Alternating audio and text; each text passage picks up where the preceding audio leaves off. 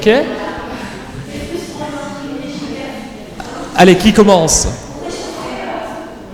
Vous y allez? Allez. Alors, j'ai le droit de dire qu'une chose, mais ça va être court. Alors. J'ai 30 secondes. Alors, on parle des freins d'abord, c'est ça?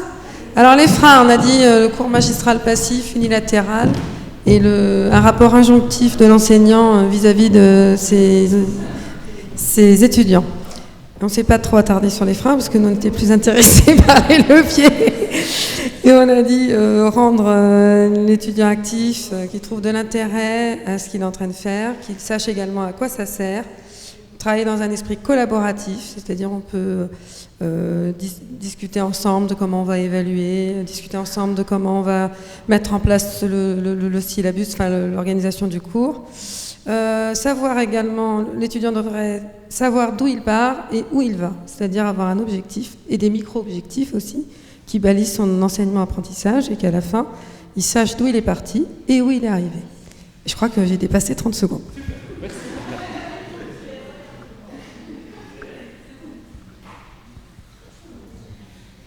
Je vais prendre la parole. Nous, on n'a pas encore eu le temps d'attaquer les freins. On était encore sur les leviers aussi. On a commencé par parler des temps d'enseignement, en fait, et de savoir si c'était possible d'agencer de telle sorte qu'il y en ait des temps d'enseignement qui soient, on va dire, interactifs, en même temps qu'on puisse varier pendant l'heure de cours ou les 2 heures de cours.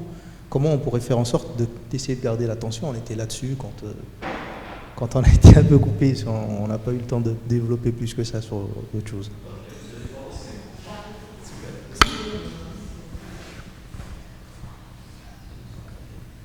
Donc, dans un premier temps, les motiver, donc ils sont pas nuls.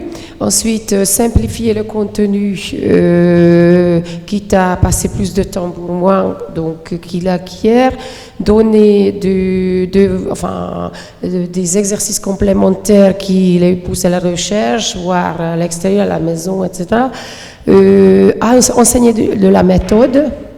Et verbaliser les buts, pourquoi on passe plus de temps sur les compétences, c'est-à-dire comprendre le but de l'enseignement.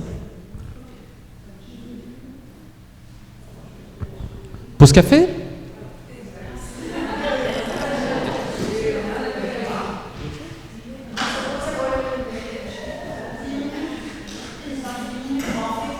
Juste le temps de boire un café.